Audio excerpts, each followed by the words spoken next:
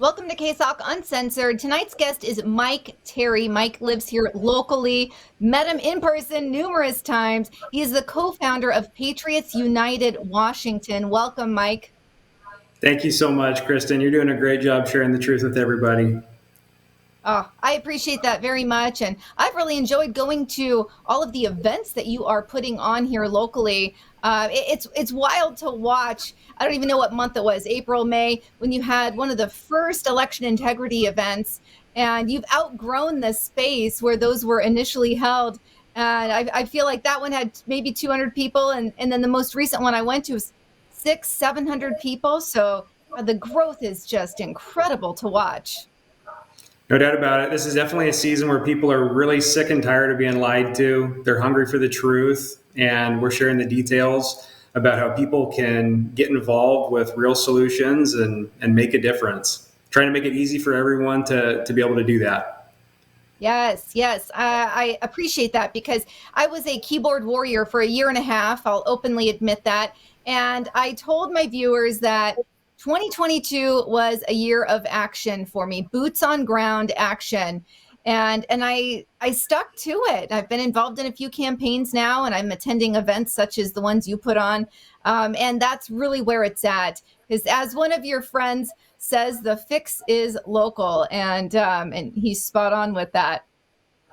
It's so true. Right now, people have really found that even at the local level, there's issues they have to address to do their part to help make a change. And when you have everybody sitting back and saying, "Oh my gosh, I'm just one person. I'm just one person," well, there's billions of people that are saying that, and when we come together through unity and action, we can sure make a heck of a lot of difference. And anybody who's been involved with government, whether at a federal level, state level, local level, those people will tell you that if someone really wants to make a difference, it's going to happen at the local level. The only thing I would ask of you, the more I've seen your work, and I know that the more and more you do this, you're just going to become more and more successful. And what I would ask is that you stay focused and engage with what's going on at the grassroots level. I mean, that is how we will continue to make real change locally and be able to preserve the futures for our families and our grandkids. Yes, your wish is my command. I was just thinking about that earlier. I was like, okay, so after general, I have to then pivot and like, how can I stay involved in person, right? Like actually attending events. And even though all of these campaign events are going to be over, there's still so much work to be done. So Yeah. absolutely, I commit to that wholeheartedly. So Mike, you're a husband, a father, a successful businessman, but you knew early on that patriots cannot sit idle. And actually on your website, I found a quote by Samuel Adams: "For true patriots to be silent is dangerous." Really, Yeah. what ultimately led you to start Patriots United Washington? As far as silence goes, it's really unfortunate today. Silence is really heard as a form of agreement. And it was 10 months ago when my family and my brother-in-law's dad, we're sitting around the dinner table. And I'd been at that time, that was 10 months ago. And so it was 2 years before that, where myself, a number of locals, were doing a lot of work here in regards to election integrity and transparency, medical freedoms, what's going on in our public schools. And my brother-in-law's dad was feeling guilty about not being more involved, and he was sharing that with me. And I said, "Randy, don't feel condemned for another second. There's way too much work to do. Let's get started." And it was literally that evening over a dinner table that Patriots United formed. And I quickly went out, recruited 3 action committee leaders in regards to election integrity and transparency, public schools, and medical freedoms. And like you mentioned, our first event, we had about 200 people there. And then we've had upwards of 700 people at some of our last events. So it's ranged from 200 to 700 people here locally at a very grassroots level. And our whole reason for forming in the first place was to solve this issue of disengagement. And it's what we see in Clark County. It's what we see across the bridge in Multnomah County. It's the reality as to where a lot of us live across our beautiful United States. And what happens is life here, even on our very worst day, it's still pretty damn good. And for that reason, we disengage. We disengage from all the decisions that are being made at a very local level that highly affect each one of us. And now, over the last 2.5 years in particular, the consequences of that disengagement has really reared its head. And it's not too late, not for a second, but we just need to do our part, and together many hands make light work. And the good news is we're producing some serious results here at a very local level. And what we're doing is it's not earth shattering. It's being done through unity and action. And everybody has a different threshold as to what has to happen to them personally before they decide, okay, now it's time for me to do something. And what I can tell you is there are way more people today that are awake without being woke than ever before. And Right. It's making a difference here in Southwest Washington, that's for sure.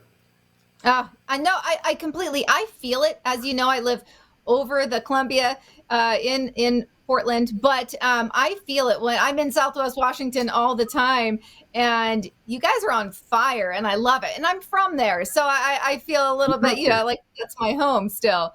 But it's on fire, and it's such a great feeling, and it's very different than what we feel over on this side of the river.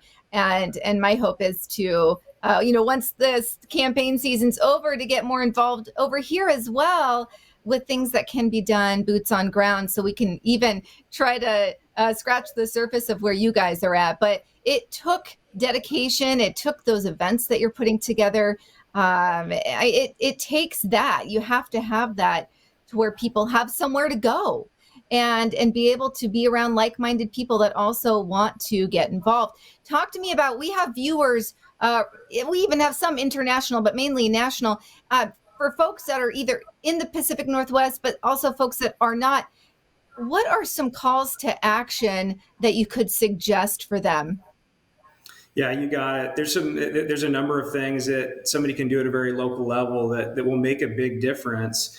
And personally, so growing up here, I'm a 38-year lifelong resident in Clark County. My wife has lived here all her life. We both grew up here. We know it's a great place to grow up. We know it's a great place to raise our kids. We want our grandkids to be here. That's the same story for hundreds of millions of people across our beautiful United States.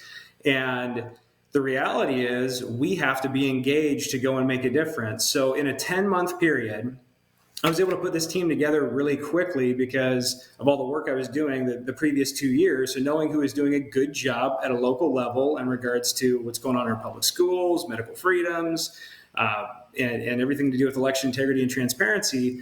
So finding a group of locals that are passionate about the issues that are most important to wherever somebody lives, with 5 to 7 committed citizens, you can really go make a difference very, very quickly, as these locals are becoming subject matter experts in each of these areas. And that's really the foundation. So being able to start there, and then in regards to what's going on here at a local level, some of the results that we've gotten in the last 10 months, I would speak to the 60 precinct committee officers that we've inspired to run in contested races that have really changed our Clark County Republican Party here in Southwest Washington, inspiring them to go run and make a difference. That role as a precinct committee officer is very, very important. It could have a different name depending on what county or where somebody lives, what state somebody lives in. But the role of that precinct committee officer is to go and help local candidates. These are candidates who are going to do what they say they're going to do, helping those candidates get elected. So they're talking to their neighbors, very grassroots level. They have a vote within their local Republican Party, and it's a very important role, a very grassroots role that can make a big difference. So inspiring people to get involved by becoming precinct committee officers, that's important. We've inspired over 105 different people to become certified election observers in a 10-month period. And this is something that we're talking about at each of our events. It's a real action step that someone can take to make a serious difference. And previously in Clark County, there were 84 certified election observers last year. And then before that, in 2020, there were 50. So today there's 239. certified election observers here in Clark County, the most of any local party. We would encourage people who are also Democratic to come out and do that as well, if they tend to vote more Democratic, or if somebody considers himself an independent, we'd encourage them, either listen to the Democratic Party or the Republican Party and stop wasting your vote. But if somebody's an independent as well, go and be able to become a certified election observer. And it's a way for someone to be more engaged and really make a difference. Picking up a canvassing route, that's another great way for somebody to get involved. Something we've done over the last 10 months. We've inspired now 92 different people to pick up at least one canvassing route to clean up voter rolls, clean up registrations. This would give all citizens more confidence in their local elections. And when somebody's going and picking up a route, usually there's about 20 homes on that route. So we have a lot of people who are picking up 10, 15, 20 routes, but they're going to go and they're going to talk to their neighbors, they're going to talk to locals and find out how many people are registered at this address, how many people live at this address that are registered and going to vote. Well, you get the response from the husband and wife. We've lived here, 20 years, and we've got 2 kids that are also registered voters who are off at college. And then you share with them your list and like, oh, okay, well, there's actually 15 registered voters at your address. They become very grateful for what you're doing to help clean up those voter rolls and registration. And it's a great way to be able to make sure that there's accountability in our local elections. Encouraging Very locals. important. Yeah, without a doubt. Encouraging your neighbors to be able to wait until election day to turn in their vote. That's something we've been doing over the last 10 months. There were 15,000 people that voted the day before the primary, which was on a Monday. And then on election day, we had over 65,000 people here in Clark County waiting to cast their vote. So to be able to do that and we had almost 80,000 people, 79,000 people turning out to between that Monday and Tuesday for our primary election here in Southwest Washington. That's a strong message that everybody's sending here in Washington State in particular. We don't need these mail-in ballots anymore. We're happy to show up in one day, cast our vote. Yeah. Local business owners should be on board with that, celebrate the importance of the foundation of our nation. People are proud to exercise their right to vote. These are all things that can make a real difference at a local level. But I'd say another place we really wear a badge of honor was a massive win that we had 6 months ago. And that was the amount of phone calls, the amount of emails, all the communication that we sent to the Washington State Board of Health, along with all of our communication with the county here in Clark County, when they were trying to have kids in our public school system receive the shot in order to go to public school and receive an education. That was something that parents here at a local level, we had a big problem with. So we had a lot of influence on that. Another group called One Washington, which is just north of us in Gig Harbor, they did a great job as well. But we had a lot of influence to be able to stop that and Washington State Board of Health to come back and say, okay, we're going to hold off on that. Kids aren't going to have the shot in order to go to public schools. Those are a couple places. I remember watching that. Y'all went to Olympia, right? You're on the steps there. At least I was watching a couple groups of people out there, and it was amazing to see that they really backpedaled and that was no longer a thing. And that's because people stood up and said, no, we're not going to take this. So that was incredible to watch go down. I have to ask you though, going back to, you're a local businessman. There are so many people that follow me and subscribe to me, and they're like, oh, I follow you. You say the things I wish I could. I own a business, right? Something I don't want to lose customers. You've taken the bold move and put yourself out there. What type of backlash have you experienced? And then what are your words of wisdom for those that are nervous to be able to be public about where they stand? It's such a great question. And it's one where we have to live out our values. I trust God completely with my business. Locally, I work with 140 small and medium-sized business owners. I can tell you pretty much everybody that loves Jesus and has conservative values. And we should expand more on faith in just a moment. However, it's just, an important time where it's not doing anybody any good to sit back and be silent. It's getting heard as a form of agreement. And we're seeing small and medium sized business owners get pushed around, and it's getting a lot harder for them to do business in the first place. So if they're pleased with how things are going, then they can sit back and continue to get knocked around and allow that overreach to continue to make it more and more challenging for them to do business in the first place. Local small and medium-sized business owners are the backbone of any local economy. It's the backbone of our nation. And everybody should have a lot of respect for someone that takes the chance to create a job for themselves and then create a job for someone else. It's one of the most loving, thoughtful, kind things that we could do for another person today, especially to create a job where someone's not going to be discriminated against for what they put on or in their bodies. That's really important. And so we've seen a lot of that conversation go out. Local business owners have a lot of influence, and they should have the courage to stand up and understand that you can't live your life in a box anymore. We're so far past that. Everything has become polarizing in regards to different topics, and everything's political today. Somebody has to be informed on these topics and be able to have a conversation about it. The truth is, culture wants to send this message of we don't agree. If somebody doesn't agree with you on every single thing that you say or you stand for or you believe in, there's no way that person can love you. There's no way that person can care about you. That's a complete lie. The reality is we can love someone, care about them. We don't have to agree on every single detail in order to do that. However, if you have someone who's a small or medium-sized business owner and they could make a difference, it's their responsibility to, through their words and their actions, to do that. There's other people that are trusting them with that business and that job that they've created, and their families are relying on the consistency of that income to be able to provide for their families. So there's nobody that's going to care more about providing for your family. There's no company, no organization, no government than ourselves. So that is the reality we live in. And when you can work with someone that is leading a business and they share those values and they don't want to look at someone as an employee, but this is someone who's working with me, shared vision. We don't even have to agree on everything, but we've got the shared vision on delivering a beautiful experience or an incredible product or an incredible service, whatever it is.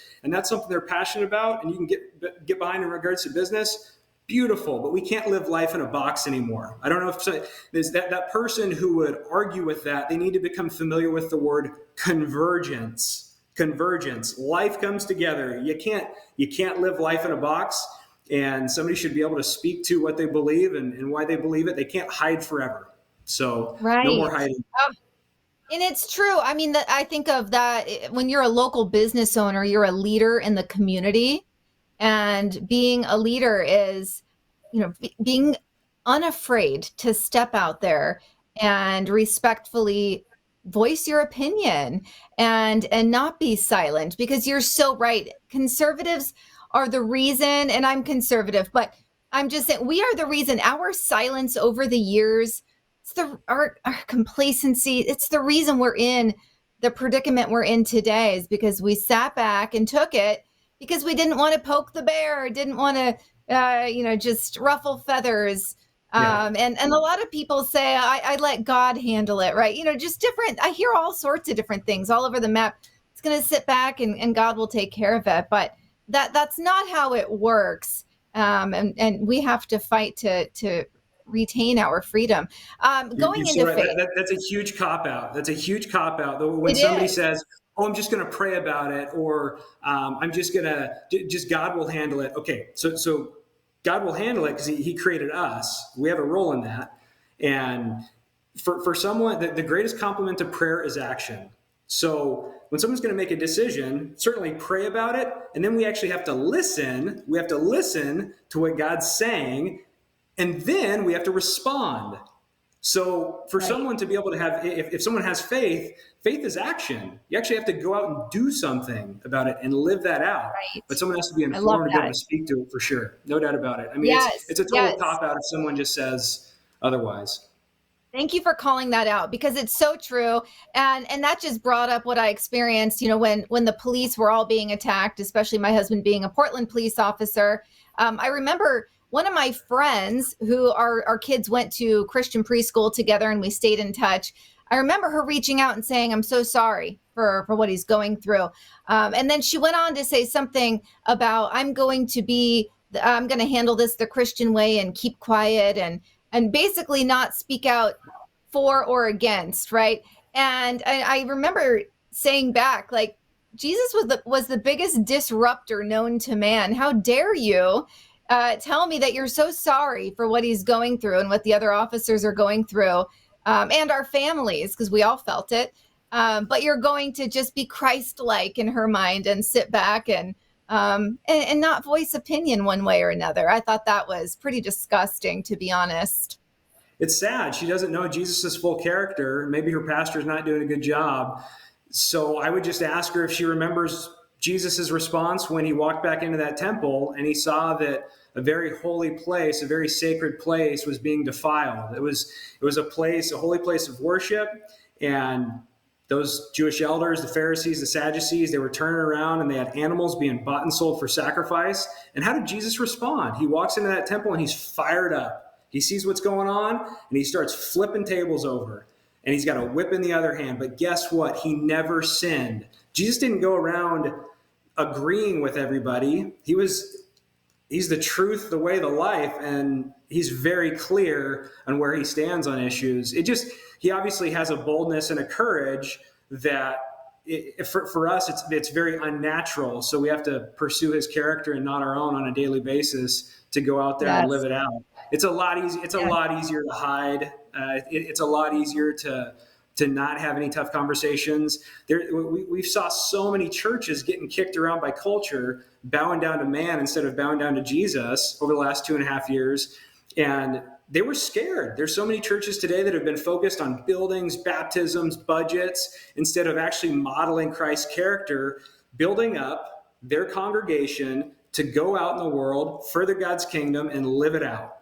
So instead, they've chosen to hide, and there's a short list of pastors that have done a really good job leading their church, being obedient to Jesus' Holy Spirit, pursuing God's will for the church and not their own.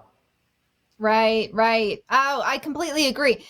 We see them pandering to the LGBTQ plus community.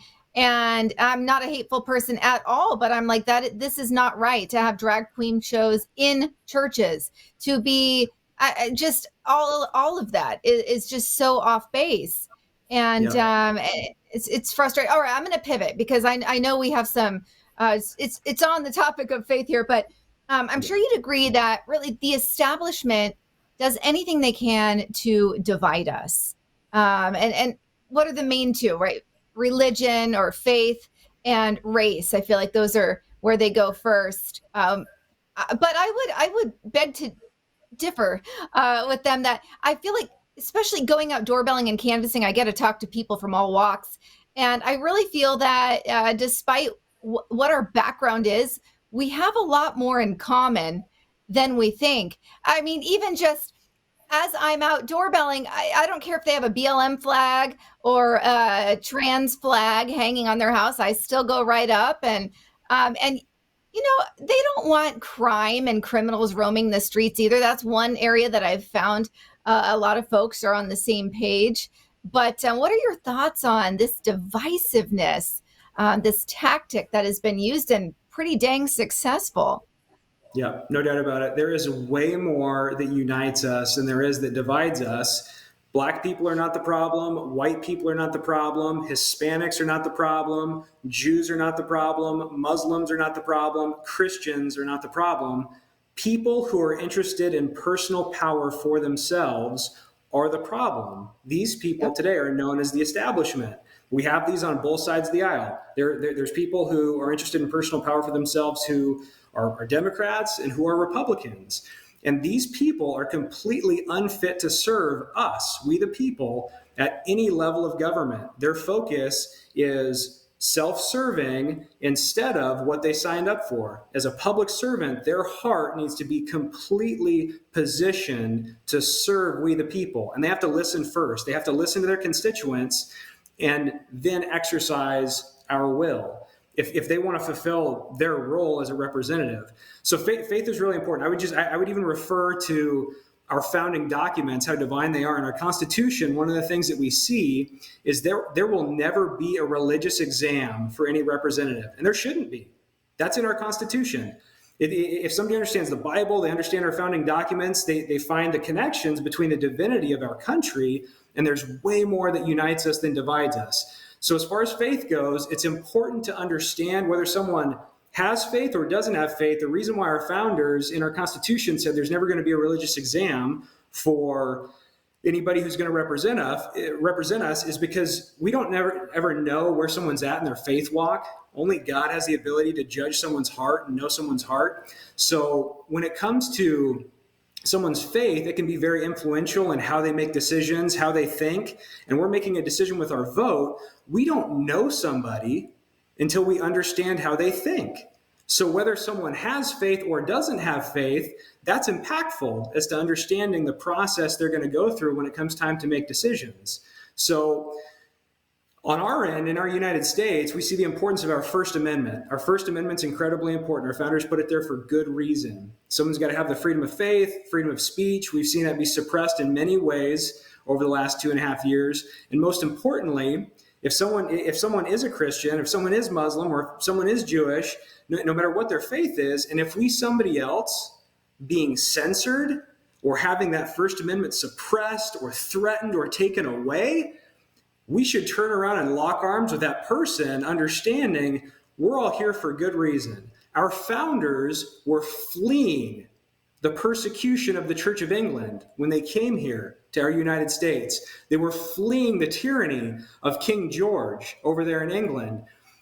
And how is it that this ragtag group of guys rolls up on the Delaware River completely exhausted, and they defeat the most brutal military of their time, those redcoats, comparable to the Roman soldiers? The only way they're going to win that war is through God's hand on them. That's it. The odds were completely stacked against them. And our documents, our founding documents, and the foundation of our nation has taken shape for a really good reason. So regardless of someone's faith, we should see that as an importance to understand somebody's thinking, and also make sure that somebody is being protected to be able to pursue their faith here in our United States. We're not going to be a nation that tells someone how to think. We're going to help someone. We're not going to tell them what to think. We're going to teach them how to think. It's okay to use the brain that God gave you. And it is what makes us different from any other creation he has, that's for sure. I have a theory that was proven true with Trump over the last 5 years. I've had 3 people confirm this. 2 friends who used to be in the intelligence community, and also Dr. Douglas Frank, who has spoken at a number of his events and is nothing short of a genius. So 6 months into Trump's presidency, he accepted Jesus as his Lord and Savior. And we were watching a baby Christian grow up on the world stage. He was developing discernment. He was learning how to measure his words. And if we look at his first year to his second year to his third year to his fourth year of his presidency, we see these changes taking place.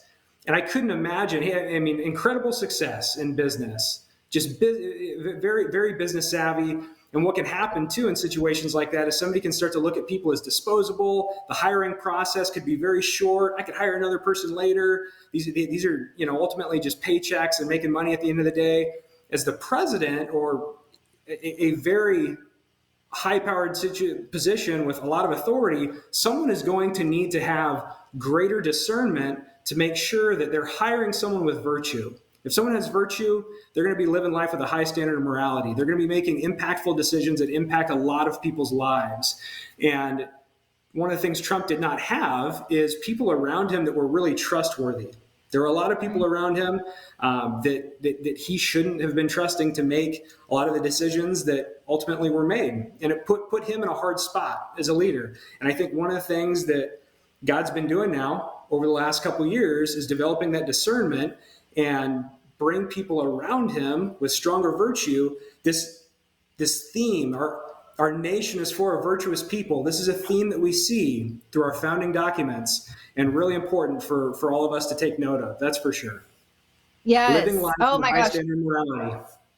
It's pretty incredible to hear that, because I really never thought about where he was in his walk throughout his presidency. And you're right, like his savagery started getting less and less as the years went on, which I did find the savagery pretty entertaining. But it did start becoming more refined, I would say. And I must say, just to tag on to that, I really do feel that what we've been witnessing over the past 6, 7 years is a battle between good and evil. And I truly feel that evil has been attacking Trump and anyone that got caught in the crosshairs. For example, Paul Manafort, who I spoke with last week, anyone that got caught in the crosshairs, and that's because he wasn't able to be controlled. And that is incredibly frightening for those, like you mentioned this earlier, for those who are in it for themselves, not in it for the people. And so he's been the biggest threat to that process, to that thought process, to that way of leading. So it's just been really incredible to hear you just talk about Donald Trump's faith, because you're right. Now that I reflect on it, I witnessed that as well. Mike, I wish we had more time. We're about up here. Where can people find you? So you can find us at patriotsunitedwa.com. That's our website. Great way to get in touch with us. We've got a great event coming up Thursday, October 27th at the RV and Style Convention Center there in Hazeldale, Washington. We have a showing of 2,000 Mules to be able to give people, we'll be providing firsthand steps to be able to go out, make a difference, and be able to see firsthand, let people make the decisions for themselves, how they think that our state, our nation has handled elections, and if there's anything that should be changed. Right. I think that's fantastic. And you do so much for the state of Washington. And it does spill over into Oregon, believe it or not. So fantastic. I wish I was going to be in town for that. I won't be, but I have seen that, and it is absolutely an eye opener. So I hope that a lot of people watching will attend. Mike, thank you for everything you do. I really appreciate you. This is a personal sacrifice. Right. I don't think enough people really think of that. So what you're doing is selfless. And for those that are unwilling or unable to go out and physically get involved in your communities, donate to someone who will fight on your behalf. That's been my most recent message. If you're not going to do, give. So anyways, all right, with that, Mike, thank you so much for coming on. And I'm sure I'll see you in the flesh here sometime soon at an event. Appreciate you. Always good to see you, Kristen. Thanks so much. You as well. Take care. Thank you guys for tuning into KSOK Uncensored. Amazing. That man has done so much for the community, and it's just been really cool to witness. So to have him on tonight is just a real honor. All right, everybody. Thank you for tuning in. I will see you next Thursday. KSOK Uncensored.